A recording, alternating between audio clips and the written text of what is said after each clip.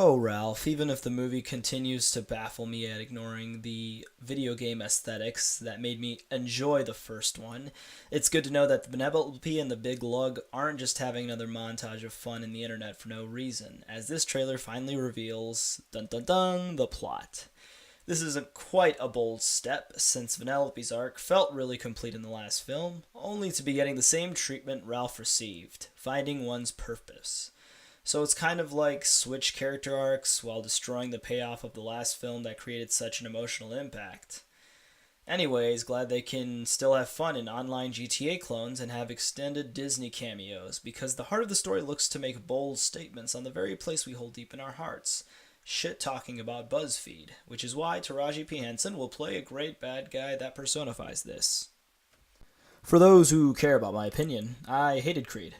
It was a waste of great potential in creating an interesting character out of the Rocky universe that felt squandered because the studio decided the safe choice of making a Rocky storyline with a black guy, which they thought was going to give it enough justice. Forget Sylvester Stallone's amazing acting in Creed, I could not remember the pro boxer that played the bad guy, the relationship between Michael B. Jordan and Tessa Thompson, or anything else that we were supposed to care about because it was a Rocky movie with less heart and originality that could not stand on its own without jerking us off with references.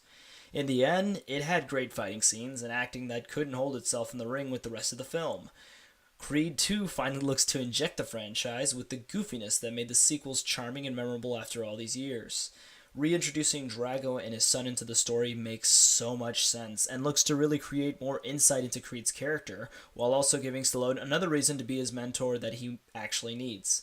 Plus, the soundtrack is really kicking into high gear while we get the crazy montage training sequences that we've all been missing, which looks to make Rocky Force training look like bag training. Like this movie's existence, the trailer came out of nowhere, and guess what? No weird alien plot lines or other planetary encounters, which means Warner Brothers burned a lot of money for these reshoots. If you don't know what I'm talking about, Brendan, I need you to point an arrow to the description bar, where I will put a link of what the original screening and plots for the Dark Phoenix was, and why it's probably nothing like what we're getting in this February. Um, Yet, as much as a hack job that this movie has been pinned out to be, as far as the last couple of X-Men movies, this might be a serviceable sequel to the first X-Class, the first class X-Men universe that anyone could have hoped for. In fact, I think this movie might have already topped the long-hated X-Men United, which still has a soft spot on my nostalgia. I think much of the Phoenix Saga storyline is harder to translate already to a universe of superpowered mutants, so anything that comes outside of the realm of Apocalypse feels like classic blockbuster garbage. As predictable as the plot appears to be, I think the acting between McAvoy and Fassbender, with a mixed bag of gems from the rest of the X-Cast, will probably elevate much of this dreary story and hampered CGI effects. But, one could be hopeful.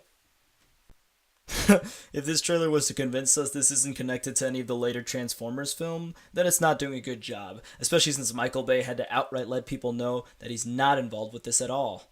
But after bringing in the Bernie Mac voiceover on the last trailer, may he rest in peace, I can tell you they are tapping into the points that made the first Transformers movie bearable. Stop me if you haven't heard this one, Brandon. Person that is not Shia LaBeouf finds yellow car in a garage. The car is a robot. The car gets attacked by other robots. The car, which is still yellow, calls up Optimus Prime reference. For as much as I want to enjoy some decent CGI robot fighting for once, the fatigue of the franchise still feels very relevant, and this reboot slash sequel slash remake isn't making things any less tiring.